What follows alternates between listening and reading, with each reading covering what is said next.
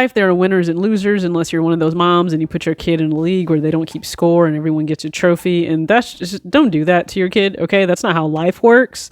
You're setting them up for failure in a very, very big way. And they will not understand how to deal with rejection. And that can likely come back to bite a lot of us in society in a way we don't want to deal with. Okay. So teach your kid there are winners and losers in life. And I'm filming this totally understanding. This is post us losing game 4. We shouldn't have lost, but we lost game 4. So we'll see what happens with my Warriors in this series matchup with the Lakers. But there are winners and losers in sneakers as well. A lot of times it's us regular manual consumers that are the losers. We're on the losing end of sneaker releases, whether it's a draw, raffle, it's first come, first serve, whatever it may be. You know who I don't feel bad for though? And I just can't? When resellers take major L's. I know I'm not alone here. You laughed. Please tell me you laughed from a really just deep, healthy place, okay? Seeing some of the posts in relation to the L's that sneaker resellers are taking. So the market is different and it's certainly shifted, and we've seen that more retros are readily available after release day than ever before. Unless it's something like the lost and found restock, then totally understand that. Or it's a limited pair like Kobe's, then yeah, with the limited stock they dropped, of course, like that's not sitting. Everybody wants those. But there are more retros that are sitting and readily available than we've seen, or prior to, I should say, after 2020.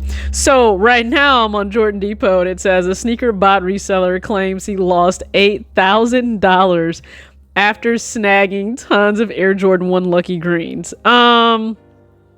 Then he says Nike made me lose $8K. How did Nike make you lose I'm confused. Did Nike break into your bank account and steal $8,000 from you? Is there a Ocean's 11 like heist that we don't know about that happened with your bank account? Also, that would be like super entitled and main character syndrome, because you're likely not wealthy enough for them to benefit from trying to steal from you. But somehow Nike made you lose $8K. Or was it your really poor forecasting on where the sneaker market is right now and what that means for the resale market? The sneaker market and the resale market are very different. Now, I think brands are setting themselves up to deal with a lot of inventory, which is a carryover from previous quarters, the end of 2022. They dealt with a lot of excess inventory.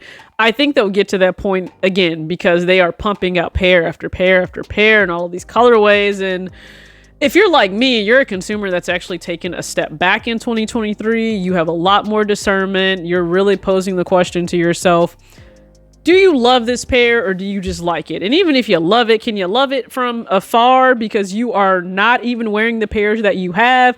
And you likely need to do a really deep spring cleaning, which I'm in the process of still doing. I really need to do it with my clothes too, but the emotional attachment is actually higher to my clothes than it is to the shoes. I'll be honest with you, but I'm sorry. I'm not sorry. I don't feel any sympathy for you because you can now buy the Air Jordan 1. You can now buy the Lucky Greens for less than retail. Like, you can buy them for less than $180 on StockX right now. Why on earth should any of us feel bad for that? You took a risk and a chance with the intention to beat someone else over the head to make a profit for yourself. So you were looking to gain something at our expense as consumers. No, I don't feel bad for you. Just like I don't feel bad for anyone that takes their entire paycheck and they walk into the casino and they make the decision to throw it all on red because they, they have it in their mind. Like, what happened last time will happen this time. They hit last time and it was really well, so it'll happen. No. Like, if you're a reseller, you need to understand forecasting. You need to be able to read the room, read the country, read the market, read the industry, and also understand that Jordan 1s are not the moneymaker you thought they were back in the day. Over time, they may go up. Like, there are certainly some pairs where I think they may go up in value over time. Not that I care unless I'm going to be the one stuck paying resale for it if I really want it. But they could go up over time, right? The brand new next chapter Jordan 1 for the Spider-Verse 2.0, that could go up in time. But that doesn't mean that every Jordan 1, just because it has similar color blocking to pairs that have done really well in the past, it doesn't mean that's going to happen every time you choose to go and bot all of these shoes. So you paid for the bot, you had to pay for the shoes up front, and now you're just sitting on them. What if you put it on a credit card? You realize if they put that on the credit card as well, now they're having to pay like that 25% interest on that over time, especially if they can't like liquidate it fast enough where interest doesn't hit your account. You are struggling. So I'm sorry. Like, I'm sure he feels like he's in like, you know, the seventh circle of hell, but no one cares about that. I saw a similar post with the big red boots, right? The big red mischief boots, and somebody is trying to liquidate all of those for less than retail. Sucks to be you. Stupid games get stupid prizes, and that's exactly what you got. Like, the resellers that are losing right now with this, no one feels bad for you. Okay? They just don't. Like, it's the same way that a lot of people won't feel bad for brands that are forced to send pairs to outlets because they've either priced them really, really high with okay quality, or they've just pumped out pair after pair after pair with little access to the actual individuals and consumers that have, you know, really been dedicated buyers of your product in the past. That's the reason why a lot of people don't feel bad, you know, when these pairs are discounted, or if they ever see a headline of a brand hurting, right? I mean, you've seen the Adidas headlines, right? Where people are still harping on the fact that Adidas is sitting on the Yeezy stock and they haven't done anything with it, which I think it's really interesting also that stockholders are actually selling Adidas. But I am curious how that would work in court if the stock is up. Like, can you actually claim that you have a loss that's there if we're just talking from the time that he separated from Adidas until right now? Like, do you really have a fighting chance in court? I would be curious. I don't handle financial law, so I have no idea, but I would be curious how a judge would look at that.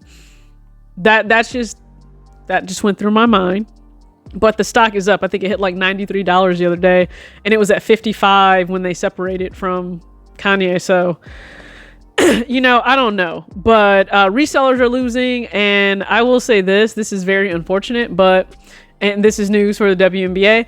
I feel like Under Armour, you missed out on snagging Aaliyah Boston, because Adidas, I feel like you have the next generational star talent. She's already that from college. And now coming into the league for the Indiana Fever, #1 draft pick, Aaliyah Boston signed with Adidas. The announcement came out officially on Tuesday, and that is amazing for them. The women's market, targeting that consumer base, it's at the forefront of every brand. I don't care what business they're in. Women spend money. If you can get women to emotionally buy in and connect with you and spend their dollars with you, you can gain so much market share. So Adidas, bravo to you right there. Something tells me they could maybe land Zaya Cook as well. But that is unfortunate for Under Armour, just because she was in that campaign with, you know, Protect This House, with you also had Dawn Staley in there. You had Kelsey Plum. You had Steph Curry, of course. So what now? I think now, like, Under Armour, expedite Kelsey Plum receiving her own shoe. Expedite that. Don't waste time.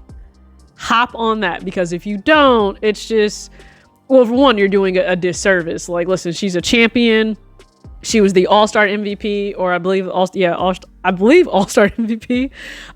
So it was either All-Star MVP or the Commissioner's Cup MVP, but please just make sure that you expedite Kelsey Plum as that solidified face for women for Under Armour in terms of basketball. Adidas, bravo. I'm excited to see any and everything Aaliyah Boston does. I feel like this is kind of the passing of the generational torch from Candace Parker to Aaliyah Boston, and I'm just excited to see what comes of this. There's an exciting new draft class for this year, and with the season almost, you know, ready to start. It'll start end of May.